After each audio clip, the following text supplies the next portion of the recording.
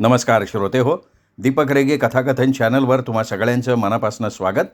श्रोते हो, तुम्ही ऐकताय सायमन भारस्कर यांनी लिहिलेली विसाव्याची भाकर ही कादंबरी, आणि आज या कादंबरीचा पुढचा भाग आपण ऐकणार आहोत. पण तत्पूर्वी श्रोते हो, अजूनपर्यंत जर तुमच्याकडनं चॅनल सबस्क्राईब करणं झालं नसेल तर एकच विनंती करतो, कृपया चॅनल सबस्क्राईब करा. अंजीरंजी केव्हा झोपी गेल्या होत्या. सुनील मात्र ही सगळी गंमत बघत होता. शेवटी बरीच रात्र झाली, सगळे झोपी गेले. पहाटे आपापल्या परीने उठले. नाना साखरीला म्हणाला, हिला हौदाच्या बाजूला तुटकं कोपी बांधून देतो, ती आणि तिच्या पोरी राहत्याला आणि खात्याला बी तिथं. साखरी नानाला समजवत होती, पण नाना ऐकत नव्हता. त्याने हौशीला वेगळंच काढलं. तिला जबरून सांगितलं, पोरी आणि तू कसं राहायचं, काय खायचं ते तुझं तू बागायचं, आम्हाला आमचं जगू द्यायचं आता. हां. दिवसामागून दिवस जात होते. महिन्यांची धावपळ चालू होती. सालाचे आकडे वाढत होते, तसं पोरांचं वय पण वाढत गेलं. सुनील आता 16 वर्षांचा झाला. तो 10वीला गेला होता. त्याला राहणीमान, टापटीपपणा, स्वच्छता याची चांगलीच जाण आली होती. घरात तो स्वयंपाकाव्यतिरिक्त सगळी कामं करायचा. रंजी त्याच्यापेक्षा 1 वर्षानं मोठी. तिच्यात चांगलं सामंजस्य आणि प्रौढत्व आलेलं. नैसर्गिक बदल तिच्यात आणि अंजीत झालेला होता. हौसा धुणं भांडं करायची. तिच्याबरोबर रंजी जात असत. रंजी आईला मदत करायची. 2-4 बंगले ओलांडून एक बाई हौसाजवळ आली. हौसाला म्हणाली, मावशी, खूप दिवसांपासून बघतीये, तुम्ही या 2-3 बंगल्यात धुणं भांडी करता, आमच्याकडे जमेल का तुम्हाला? म्हणजे तुम्हाला ॲडजस्ट होत असेल तर. हां, नाहीतर मग आम्हाला एखादी इमानदार बाई बघून द्या. अहो की त्या ढवळ्या बांगल्यात राहता ना तुम्ही. भांडे धुता धुता हौसा विचारत होती. त्या बाईला लवकर समजलंच नाही. अहो हां, तो व्हाईट कलरचा बंगला तो आमचा. हो, तो आंब्याच्या झाडामोरचा ढवळा बंगला ना. हो, तोच तोच तोच. ढवळा. बाई मनातल्या मनात पुटपुडली. ढवळा म्हणजे व्हाईट. भाषेचा मेळ कधी जमायचा. पण आपल्याला तरी वेळ कुठे हिच्याशी गप्पा मारायला. ऐका ना मावशी, माझा 1 वर्षाचा मुलगा आहे. त्याला सांभाळण्यासाठी तुमच्याकडे मुलीसुद्धा आहेत तुमच्या. पाहिजे तर मुलीचा पगार वेगळाही देईन, जर तुमची मुलगी करणार असेल तर. अहो पण घरात माणसं किती आहेत, म्हणजे काय काम आहे हे नीट समजलं पाहिजे ना. हे बघा, आम्ही दोघं, आमच्या सासूबाई, दीर आणि आमचं बाळ. बाळ सोडलं तर सगळेजणं सर्व्हिसला आहेत. तेव्हा धुणं, भांडी, फरशी पुसणं, मोटार चालू करायची, झाडाला पाणी घालायचं आणि बाळाला सांभाळायचं, त्याला खाऊ पिऊ घालायचं. आम्ही 5:30 वाजता घरी येतो. त्यावेळेला तुमची सुट्टी होत जाईल. आम्ही सकाळी 9 वाजता घर सोडतो. बाळाला सांभाळायला सकाळी 9 वाजता यायला लागेल. बाईने कामकाजाचं स्वरूप सांगितलं. आपण पगार पाण्याचं काय?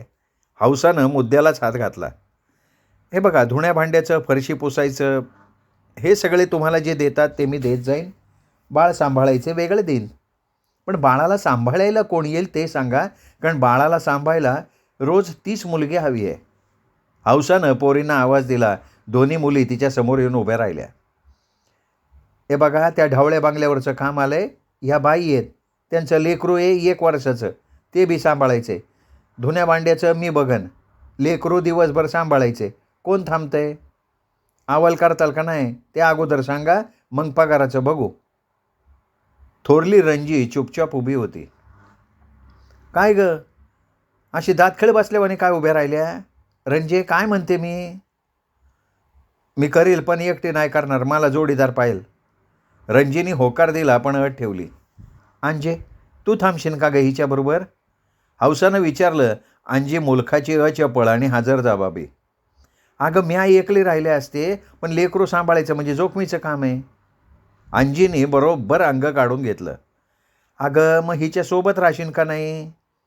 हां, हिच्यासोबत राहील, तिला मदत करत जाईल. बरं, मग मी काय म्हणते, पगार काय देणार ते आधी ठरवा, आणि महिन्याला देणार का आठवड्याला देणार? हौशीने निर्णायक प्रश्न टाकला. जणू काही यावर सगळा फैसला होणार होता. हे बघा सगळे मिळून महिन्याला 5,000 देईन. नाही हां नाही हां करता करता 7,000 महिना ठरला. हौशीच्या मनात खुशीच्या उकळ्या फुकटायला लागल्या. पैसा जमा व्हायला हवा. पोरी वयात आल्यात, लग्न व्हायला पाहिजे, लग्नाला पैसा लागणार. ही काळजी तिला होती. म्हणून पैसा पैसा जमा करणं गरजेचं होतं आणि नेमकी संधी चालून आलेली होती. 2 महिने झाले. अंजी रणजी ढवळ्या माडीवाल्याकडं संगतीनं जात आहेत. तिथे असल्यामुळे आपोआप त्यांचं राहणीमान बदललं. कोपीत आता पावडर डबा, तेल, मेकअपचं सामान यायला लागलं. अंजी भली अवखळ, नटण्या खटण्यात एक नंबर. रणजी पावडरवर भागवायची, पण अंजी लाली, पावडर, इतर मेकअपचं सामान पण वापरायची. हौसा खुश होती, पैसा पाणी बाळगून होती. आता तिला कोणाच्या आधाराची गरज भासत नव्हती. एक दिवस रात्रीला ती नानाकडं पोरी घेऊन आली. खूप दिवसातनं माहेरी आली होती. नानानं नुसतं बघितलं, काही बोलला नाही. 6 वर्षात गेल्या वर्षी 3 वेळा हौसाकडे गेला होता. किती काही केलं तरी एकाच रक्तामांसाचे. तिची विचारपूस करायला तो जात असे, पण हौसा ब्र शब्दानं त्याच्याशी बोलत नव्हती. मग तो पोरींची विचारपूस करायच्या. 3ऱ्या खेपेला तर ती नानाला जिव्हारी लागेल असं बोलली. काय याला 3-3दा माया भामटीच्या घरला येतो? मायावर वखत होता तेव्हा हाणून मारून काढून दिलं आणि आता लय पुळका आला वे तुला. काय लागत असेल तर मिळणार नाही आणि मी काय दे याला मोकळी नाही आणि परत इथं यायची बी गरज नाही. रंजे त्याला सांगून टाक. दत्तू नानाची वाचाच बंद झाली. त्याच्या तोंडून शब्द फुटेना. आल्या पावली जड पावलानं तो माघारी फिरला. पाणावलेले डोळे पटकुरानं पुसले. पोरी मोठाल्या झाल्या. त्यांचं धडं भलं करावं या हेतूनी तो गेला होता, पण झालं होतं भलतंच.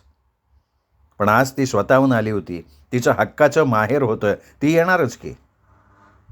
पोरींना जवळ बोलवलं, त्यांना कुरवाळलं, त्यांनाच विचारपूस केली. हौशीला माहिती होतं भावाचा राग जाणार नाही, म्हणून भाऊजाईला म्हणाली, काय ग वहिनी, बरी आहेस ना? साखरीने दचकून मागे बघितलं. आता का बाया तुम्ही वय, या की या या ना. अहो बाहेर का म्हणून उभ्या तुम्ही, या आत या. हौसा आणि मुली एकामागे एक पत्र्यात आल्या. नाना बाहेर बसलेला, जागचा उठला नाही. बऱ्याच दिवसानं मामा मामीकडं आलेल्या. पोरी समंजस झाल्या होत्या आता. रणजी अंजी मामीजवळ जाऊन बसल्या. बाया रंजूताई केवढ्या मोठ्या झाल्या हो. अंजूबाय बरी आहे ती ना? चांगलं 5-6 वरीच झालं. हिथं असून येणं नाही जाणं नाही. त्यांच्या डोक्यावरनं हात फिरवत साखरी त्यांना गोंजारायला लागली. हौसाबाय, अहो तुम्ही तरी आणायचं ना लेकरांना. पाणी बिनी आहे का नाही तुमच्या घरात? का पाहुण्यांना बिगर पाण्याचं ताटकळू देत आहे? बसल्या बसल्या साखरीनं तांब्या भरून दिला. दत्तू नाना आत आला. नानानं चूल पेटवली. साखरीला म्हणाला, चूल पेटवली, चहा कर, तवर मी चिकण आणतो. तू भाकरी कर, मसाला काढून वाटून ठेव, आलोच म्या. अव चहा पिऊन जा. हौसाच्या डोळ्यातनं खळलकन आसवट टपकली. नाकात पाणी आलं. त्याने फुर्रकन वर वडलं. सगळ्यांचं लक्ष हौसाकडे गेलं. हौसानं पदर डोळ्याला लावला होता. का व हौसाबाई, काय झालं हा? मळप दाटून आलं. आभाल गाळायला लागलं. आवाज न देता टपकायला लागलं. नानानं पोरींना विचारलं, रंज्या अंजू काय ग, बरं आहे ना? नाही म्हणजे कोणाचा तारास बिरास नाही ना? नाही मामा, तसलं काही बी नाही. मग तू ही माय का म्हणून रडती? तसं रणजीनं खालचा ओढ बाहेर काढला. हातानंच उत्तर दिलं, काय माहिती. सगळे शांत होते. हौसा मात्र फुसफुसत होती. असं काय झालंय रडाया? हां, तुम्हाला काय वाटलं? सौंदर्यभर लांब आहेत म्हणून आमचं लक्ष नाही का? अरे तुमचा भाव जाता येता तुमच्या घराच्या बाजूने येतोय, तुम्हाला माहिती आहे का? असं म्हणतात हौसा उठली. दत्तू नानाच्या गळ्यात पडली, रडायला लागली. नाना, ए नाना, मी चुकले रे, मला माफ कर नाना. हौसानं त्याला लवकर सोडलंच नाही. नानाने तोंडातनं एक शब्द बाहेर काढला नाही. तो शांतपणे उभा होता. हवं लय जीव आहे तुमच्यावर तुमच्या भावाचा. रोजच्याला विचारतेत हौसाच्या पोरींची काय खबर बात आहे का नाही, काय खबर बात आहे का नाही. काय विचारताय खबर बातीचं?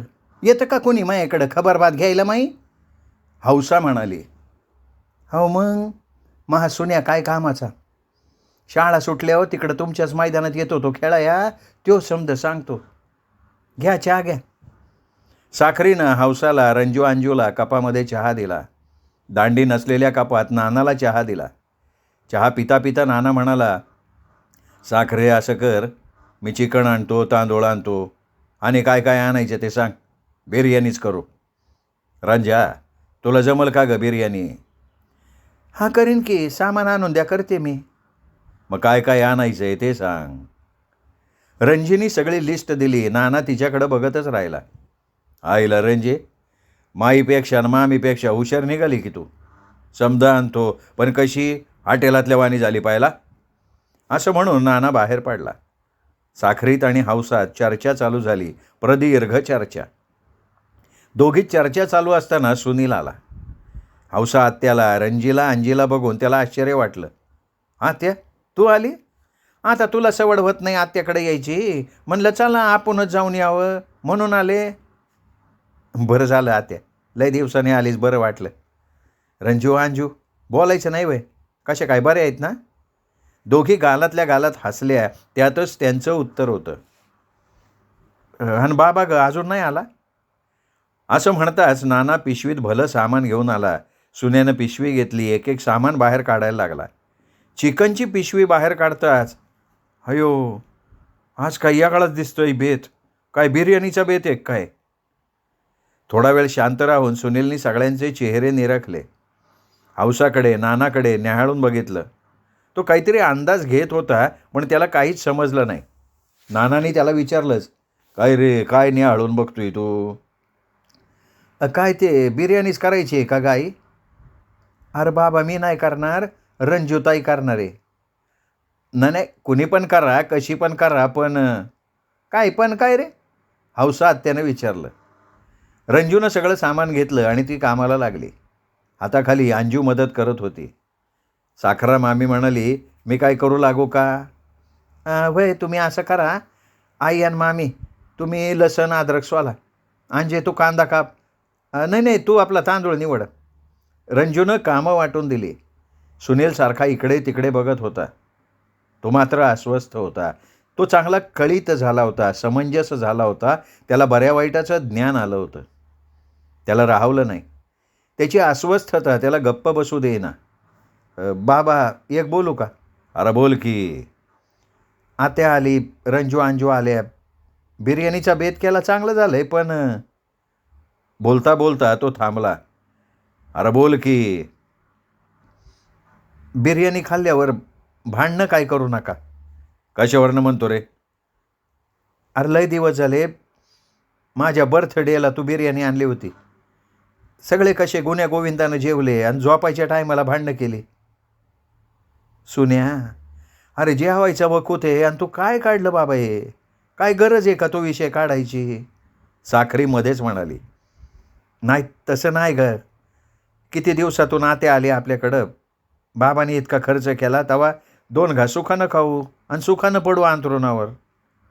नाना कौतुकानं त्याच्याकडे बघत होता. पोर आता मोठं झालंय, सगळ्या गोष्टी त्याला समजायला लागल्या आहेत. विचार करतोय, किती समजदार झालाय. परिस्थितीनुसार बरंच काही शिकलेला आहे तो. लागलेली भूक, नसलेला पैसा, तुटलेली मनं आणि मिळालेली वागणूक, हे जे काही शिकवतं ना, ते कुठलंही महाविद्यालय शिकवत नाही. मागचं सगळं विसरून आज पुन्हा सगळे एकत्र आले. प्रत्येकात बदल झालेला होता. मनानं, शरीरानं सगळी बदललेली होती. हौसा एक टक लावून सुन्याकडे बघत होती. सुन्यात झालेला बदल, त्याचं राहणीमान, त्याचं बोलणं, त्याची वैचारिक पातळी, समोरच्यांना रिस्पेक्ट द्यायची पद्धत खूप छान. सुन्या शरीरानंही भरत चालला होता. हौसाची नजर त्याच्यावरनं हटत नव्हती आणि साखरी हौसाच्या एकटक बघण्याकडे चोरून बघितल्याशिवाय राहत नव्हती. बाई पोराला नजर बिजर लागायची, साखरी मनातल्या मनात म्हणाली. का व नंदबाई, लय टक्क लावून बघणं चाललेली अकराकडं.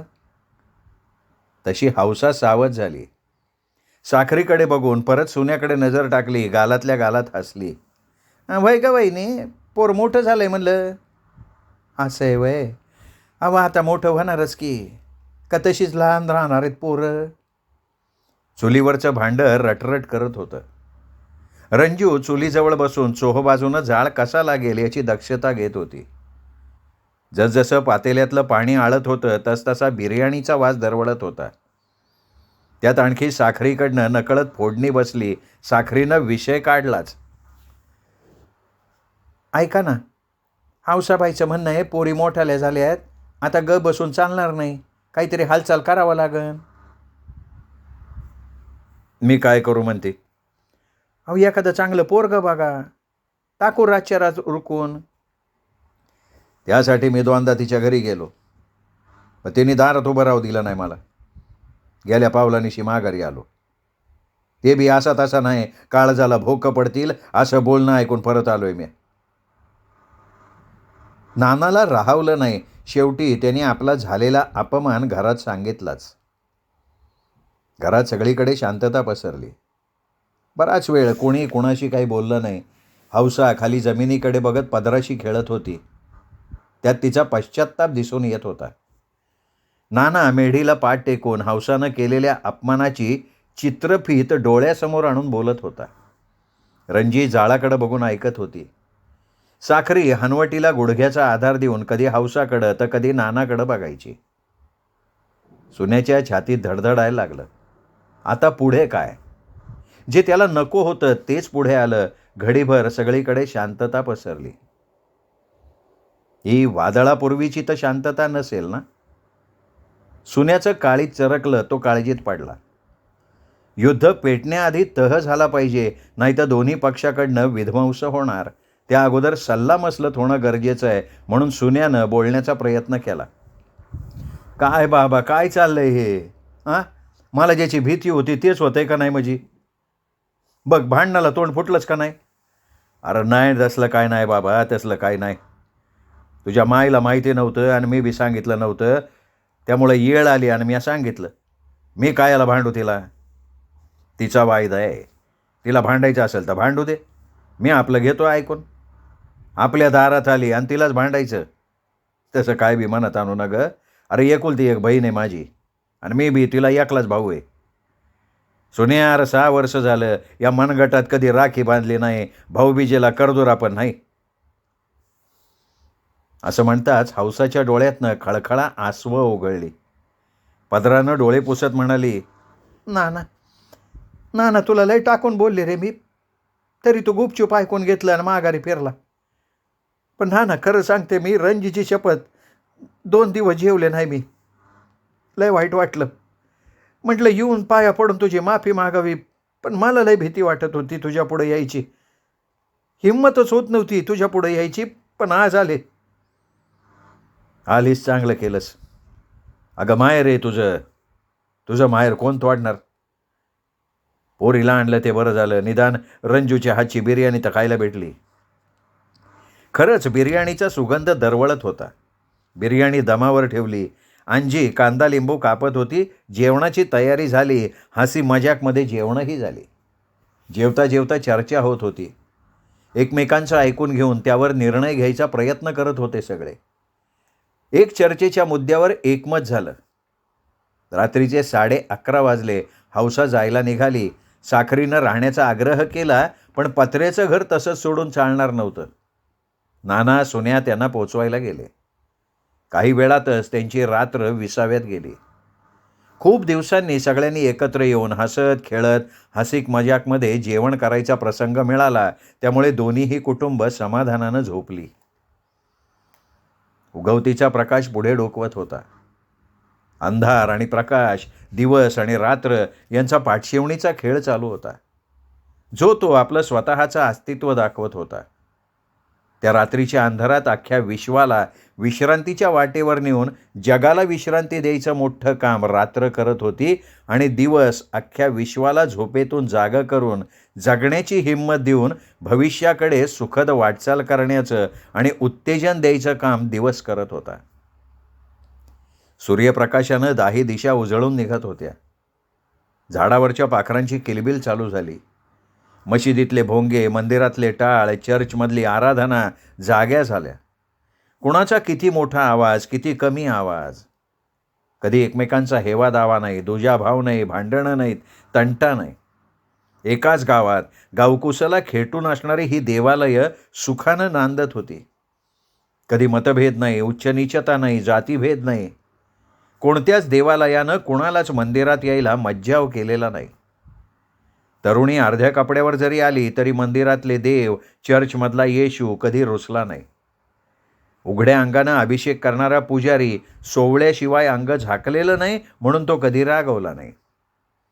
त्यांचं गावकुसाबाहेर कसं आलबेल चालू आहे, पण माणसामध्ये तिरस्काराची भावना तयार होऊन हे नको, ते नको, असं नको, तसं नको, याला प्रवेश नको, त्याला प्रवेश नको, हे आपल्या माणसात चाललंय. त्या बुरसटलेल्या विचारांनी भ्रमिष्ट झालेला समाज. पुजाऱ्यांनो, अरे रात्रीतनं देवानं तुमचे कान फुंकले का काय? अरे त्याच देवतांना हवी आहे तुमची श्रद्धा, तुमच्या अंतरीचा भाव. त्यांना वादविवाद नकोय, कलह नकोय. धनापायी देव कोंडलीत देवळात, त्यासाठी 24 तास पुजारी मंदिरात, त्याला पोलिसांचा गाराडा, पोलिसांचं संरक्षण देवाला. का? तर त्याला कोणी पळवून नये म्हणून, नाही का? ज्यांना धर्मच कळाला नाही अशा धर्ममार्तंडांनी जातीनिहाय देव आणि देवालय तयार केली. दिवसवार सुद्धा वाटून दिले, सण देखील वाटून दिले, नैवेद्य सुद्धा वाटून दिला. त्याच अंधश्रद्धेनं गुरफटलेला समाज धर्मांधतेनं झपाटला गेला आणि अराजकतेला बळ मिळालं. हे कोण करतं सगळं?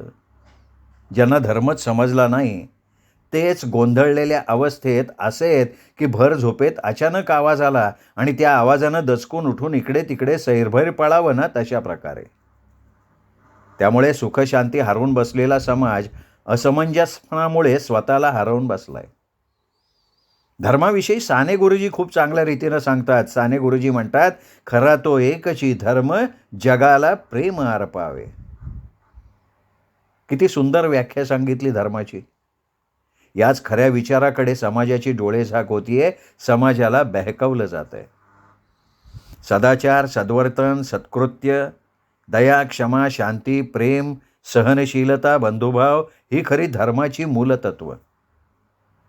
झोपडपट्टीत सगळ्या जाती धर्माची कुटुंब एकत्र राहतात. जो तो आपापल्या दिनचर्येत मग्न असतो, तरीही प्रत्येकाच्या सुखदुःखात सामील होणारी माणसं, जिव्हाळा जपणारी माणसं. कधी भांडण नाही, तंटा नाही. झाली तर लहान लेकरावरनं व्हायची आणि ती भांडणं लगेच मिटायची. आबोला तर कधीच नाही. नाना नेहमीप्रमाणे पहाटे उठला. रात्रीच्या बहिणीच्या भेटीने तो सुखावला होता. बहीण भावंडच ती. आईवडिलांच्या विरहानंतर एकमेकांना सांभाळणारे एकमेकांचे पाठीराखे ते. म्हणतात ना, पाण्यात काठी मारली तर पाणी दुभंगत नाही, तसं बहीण भावाचं प्रेम जिव्हाळा असतो. ते नातंच जगा वेगळं आणि ते खरं नातं. त्या नात्यातला खरा जिव्हाळा रक्षाबंधनाच्या दिवशी भावाच्या हाताच्या मनगटात साधी 1 रुपयाची का होईना, पण जेव्हा बहीण औक्षण करून राखी बांधते त्यावेळी बहीण भावाच्या भावना, प्रेम त्यांच्या अंतर्गाभाऱ्यात उन्मळून येतातच का नाही? ते इतर कुठेही मिळत नाही. त्यावेळी कळते बहिणीची माया. अगदी मधासारखं गोड नातं असतं ते. नात्याचा स्वाद अमृतासारखा असतो. त्यातला थेंब जरी मिळाला ना तरी तो आयुष्यभर पुरतो.